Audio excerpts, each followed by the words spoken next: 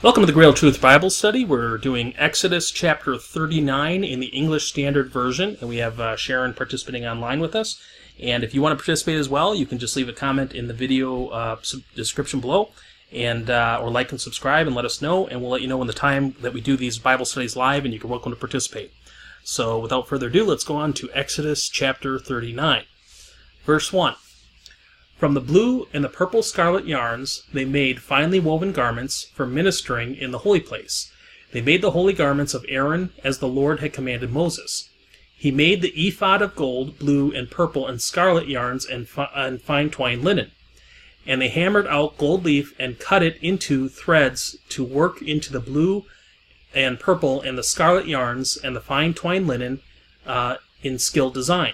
And they made the ephod attaching shoulder pieces joined to it at its two edges. And the skillfully woven band on it was one piece with it, and made like it of gold, blue, and purple and scarlet yarns and fine twined linen, as the Lord had commanded Moses. And they made onyx stones enclosed in the settings of gold filigree, and engraved like the engravings of a signet according to the names of the sons of Israel. And they set them on the shoulder pieces of the ephod on the stones of remembrance for the sons of Israel, as the Lord had commanded Moses. He made the breastpiece in skilled work in the style of the ephod, a gold, blue, and purple scarlet yarns and fine twined linen. Let's see. I'm sorry. Hang on one second here. Sorry, I had a technical glitch there for a second. Okay. Verse 9.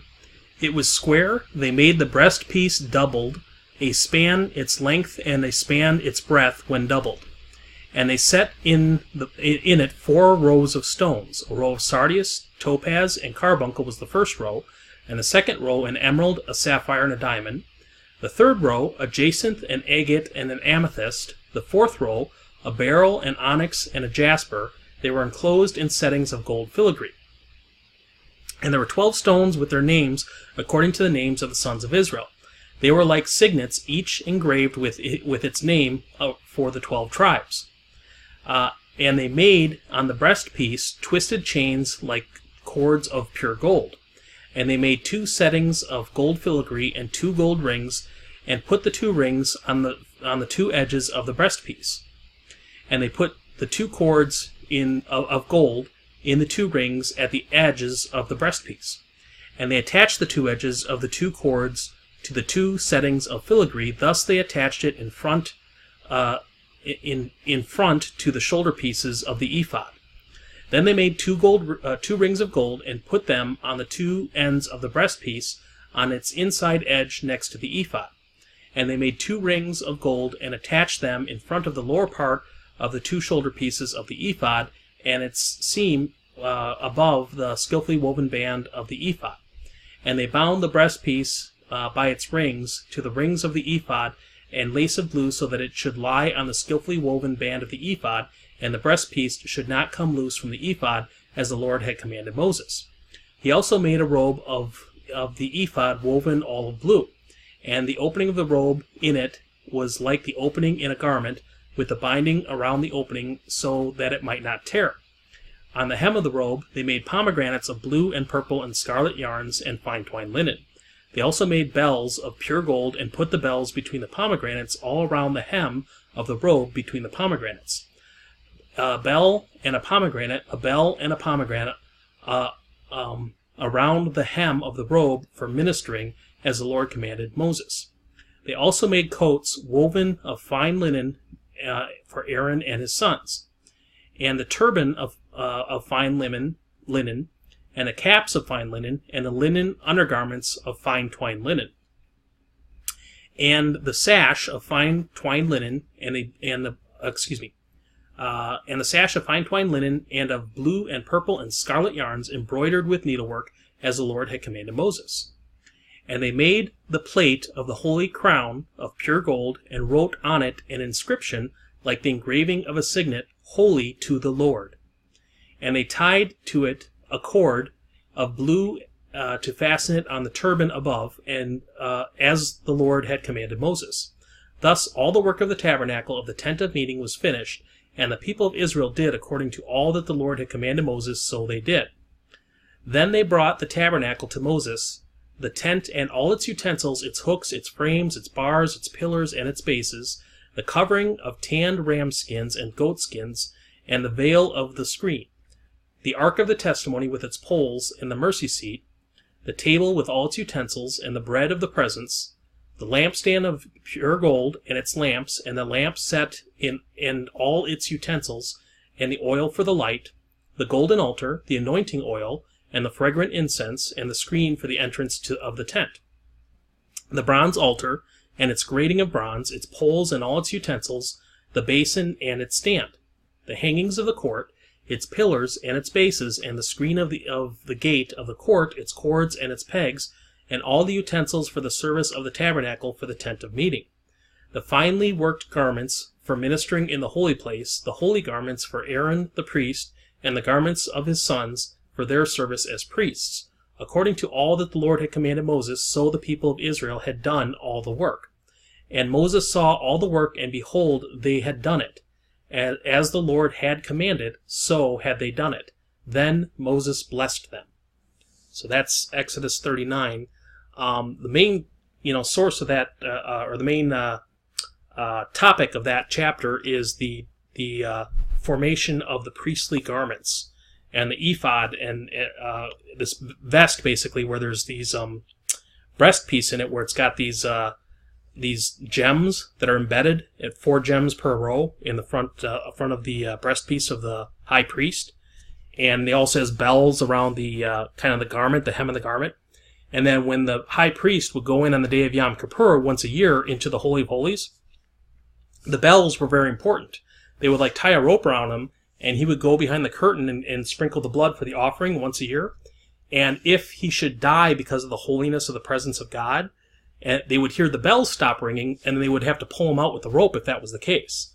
So the hearing of the bells was what let him know that basically he was still alive and doing the offering, and then he comes out alive. Because that's how dangerous it was for the high priest to go in the presence of God once a year. Because again, this is before the sacrifice of Christ, before the blood of his atonement, where coming into the presence of God in an unholy state could cause death. So that was a very important thing.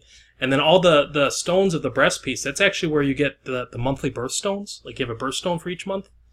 It's each of those stones was representing, well, among other things, it was like the month of the birth for each of the sons of the 12 sons of Jacob, because they were each born in a separate month. Oh, they were? Yeah. So that's tradition. That's kind of cool. Yeah. So that's when you have a birthstone. It kind of right, harkens back to. It's kind of cool that each of them were born a different month. Yeah, that's the tradition. It doesn't expressly say that in the Bible, but that's the idea that's held in Jewish tradition, that they each kind of have their own, and so they each also correspond possibly to a sign of the zodiac too. So right. That's kind of interesting. So what's a signet? Okay, a signet ring it's like a ring. It's a ring? Well, in this case, it's a gem, but sometimes they would take a jewel or a gem or a stone, and they would put it into a ring, and they would engrave a certain pattern or design or a name or a signature. And then what happens is the king would wear that ring at all times. So it's like his signature, okay? It's like signet, signature. And so then what happens is, if the king wants to officially say that he's giving a document, or saying that this is him that's giving the document, he would take the signet ring and he would press it into soft wax or clay, and it would leave the imprint from the ring on the soft wax or clay, and that's how you know that the document was coming directly from the king and it wasn't forged. And so that's where you would get the concept of a signature, because when you sign your name, that's kind of like your signet ring. You're putting your signet onto a document saying, yes, this is you that's saying this and not someone else. Okay, so they had a crown that they did that to, and I didn't even realize there was a crown in all this, and where's the crown? I don't understand, with the turban above and all that.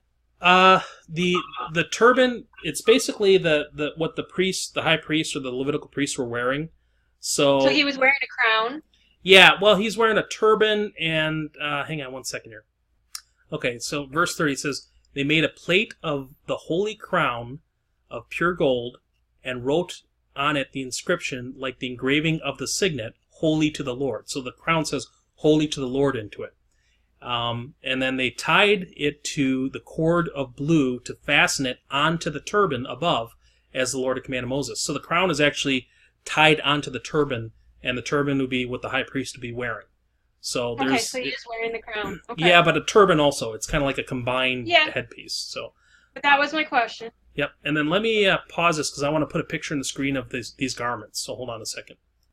Okay, so here's on the screen right now, I have an example of the outfit of the high priest.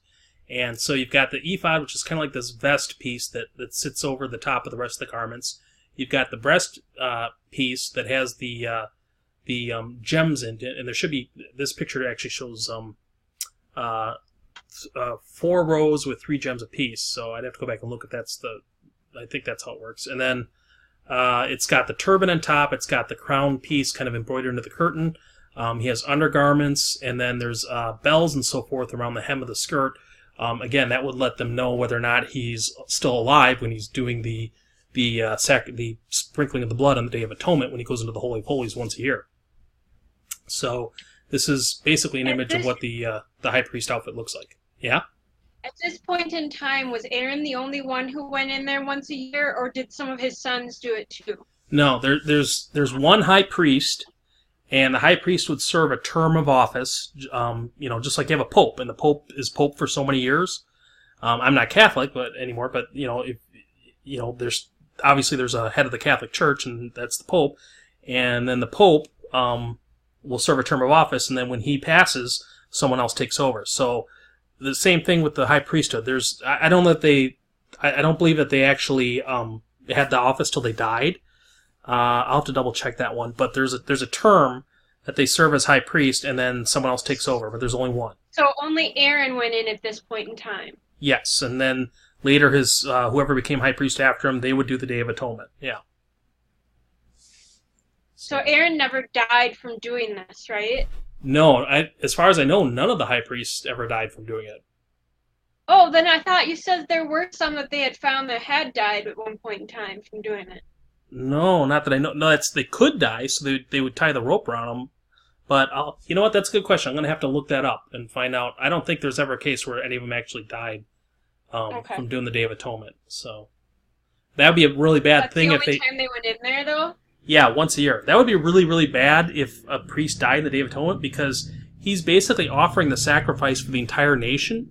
And so the Day of Atonement is kind of like Judgment Day for the upcoming year. And if they're going to be not judged well for that year, I mean, it could mean the whole nation get wiped out. So that would be really, really bad if the high priest died in the course of doing the Day of Atonement. So, anyways, but can I hear what your summary says on that? Garments of ministry, ephod, breastplate, robe, tunic, and crown made, tabernacle and materials completed, and brought to Moses, who blesses all involved. Okay. That's pretty good. So, all right. Any other questions, or should we go on to chapter 40? Move on. Okay. All right. Well, we're going to do this in another video here. So, thank you for everyone that watched this video. If you have any questions, please leave comments below, or like and subscribe. And we will see you in the next video, which is chapter 40. Thanks.